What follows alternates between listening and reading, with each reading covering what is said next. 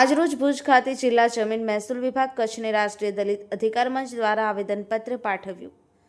ખેડૂતોના મુદ્દા વખતો વખત રજૂઆતો કરવામાં આવી છે, તે બાદ રીસર્વે કરવામાં આવેલ, તે પણ ક્ષતિવાનું કરવામાં આવેલ હતું।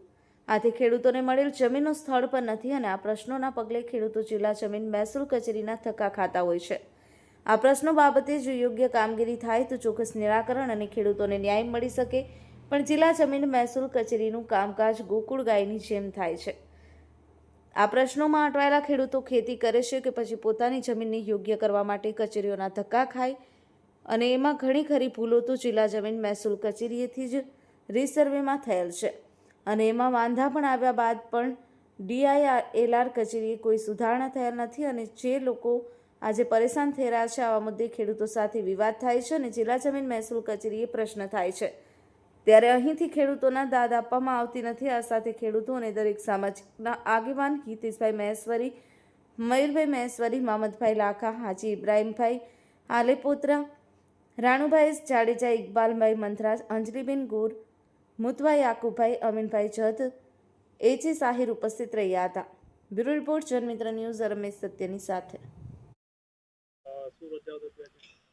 આજ રોજ રાષ્ટ્રીય દલિત અધિકાર મંચ દ્વારા કચ્છના જે પીડિત ખેડૂતો છે, DILR દ્વારા ખેડૂતોને હેરાન પરેશાન કરવામાં આવી રહ્યા છે, એના માટે સામાજિક આગેવાનોને અહીંયા આમંત્રણ આપીને ધરણાનો કાર્યક્રમ આપવામાં આવ્યો છે।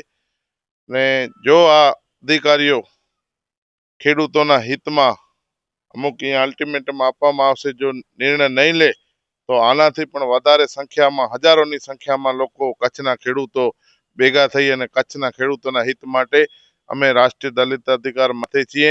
અને આપ જોઈ રહ્યા છો ખેડૂતો ઉપર દમન અત્યાચાર વધી, ક્યાંક ને ક્યાંક પોલીસના બળજબરીથી, તો ક્યાંક ને ક્યાંક DILRના માધ્યમથી, ક્યાંક કલેક્ટર કચેરીના માધ્યમથી, કોઈ પણ પ્રકારે જાણે અંગ્રેજોનું શાસન હોય વર્તન થઈ રહ્યું છે, તે અમે કચ્છના હિત માટે ક્યારે પણ સહન નહીં કરીએ।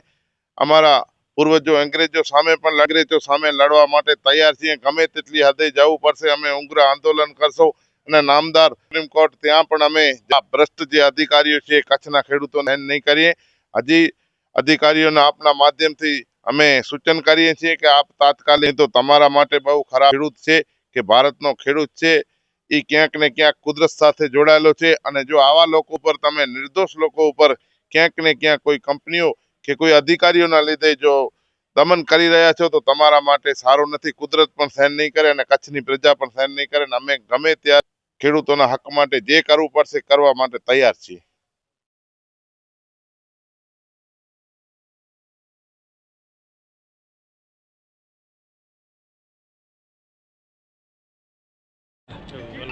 આજરોજ કચ્છ જિલ્લા સ્થિત DILR કચેરી સમક્ષ એક ધરણાનો આયોજન કરવામાં આવ્યો છે। એ ધરણાનો પ્રશ્ન એવો છે કે આ જગ્યા ઉપર જાણે ખેડૂતો ધક્કા ખાઈને પાયમાલ થયા છે, કારણ કે ખેડૂતો ખેતી કરે કે તેમના જમીનના કાગળિયાઓને યોગ્ય કરવા માટે આ DILR કચેરીના ધક્કા ખાય, કારણ કે કોઈ પણ પ્રશ્નો, સાંથણીમાં મળેલી જમીનોના પ્રશ્નો હોય કે એમની જમીનો આગળ પાછળ થઈ, પણ કોઈ પણ પ્રશ્નો મુદ્દે રીસર્વે પણ આ DILR દ્વારા થઈ, એના બાદના પણ પ્રશ્નો હોય, દરેક પ્રશ્નોમાં DILR કચેરીએ ખેડૂતો રોજ ધક્કા ખાય છે। તે છતાંય એવા તો મારી નજરમાં ઘણા ખેડૂતો જો છે ને 2-3 વર્ષ થઈ ગયા, સેંકડો અરજીઓ કરવા છતાં અને કેટલી બધી કચેરીઓએ ધક્કા ખાવા છતાં એમનું કામ નથી થતું। એની સામે આપણે જોવા જઈએ તો કચ્છમાં જે હાલ પ્રોજેક્ટોના નામે અને વિકાસના નામે જે પવનચક્કીઓ, સોલારની કંપનીઓ આવી છે, તેના માટે જાણે આ DILR કચેરી હોય કે વહીવટતંત્ર હોય, જાણે મિત્ર તરીકે અને એમના દલાલ તરીકે એમની સાથે બેસી અને ખેડૂતોનો દમન કરી રહ્યો છે। એવી હજારો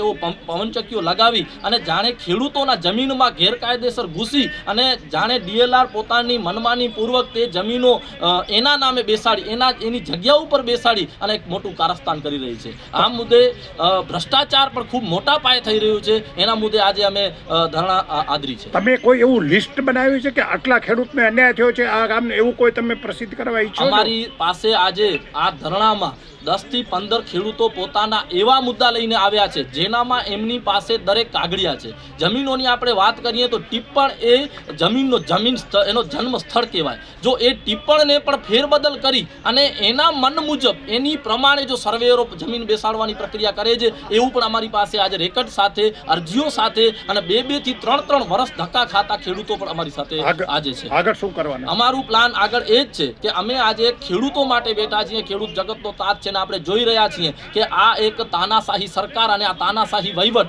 ચોક્કસપણે ખેડૂતો ઉપર દમન કરી રહ્યું છે. ત્યારે અમારું ચોક્કસ એ પ્લાન છે કે આગળ જતા આ ખેડૂતોના મુદ્દે કોઈ પણ પાકું નિરાકરણ કે એને યોગ્ય સાચો ન્યાય નહીં મળે તો ઉગ્રથી ઉગ્ર આંદોલન થશે, રોડ રસ્તાએ બંધ થશે અને યાત્રાઓ નીકળશે કે અનેક ઘણા બધા અમે કાર્યક્રમો ખેડૂતોના પક્ષે અને ખેડૂતોના હકમાં આપવાના છે. આંદોલન કેટલા વાગ્યા સુધી આવશે ને કેટલા દિવસ? આજે આ આંદોલન સવારે 11:30 થી શરૂ થયું છે અને અમે ગઈકાલે પણ આ DLR શ્રીને એક લેટર આપીને સ્પષ્ટ જણાવ્યું છે કે સાહેબ અમે તમારી પાસેથી એક અપેક્ષા રાખીએ છીએ કે તમે સરકારી નોકર છો અને પ્રજાના કામ માટે આ જગ્યાએ બેઠા છો અને જો પ્રજાનું કામ ન કરી શકતા હો કે પ્રજા માટે સારું ન કરી શકતા હો તો આ ચોક્કસ ક્યારે પણ ચલાવાશે નહીં. એટલે આજે અમે ચોક્કસ DLR શ્રી જાહેરમાં આવી અને જે અમને બાંયધારી આપે છે એ બાંયધારી કઈ પ્રકારે અને ખેડૂતોને કઈ રીતે યોગ્ય છે કે નહીં એ મુદ્દો જાણ્યા બાદ અમે ચોક્કસ આજે ધરણા કરશું ને નહીં તો આ ધરણા આખો દિવસ ચોક્કસ ચાલવાની છે અને આનામાં પરિણામ નહીં મળે તો આજે ને આજે અન્ય એક ચીમકી ઉચ્ચારીને એ પ્રમાણે આગળનું આંદોલન કરશું.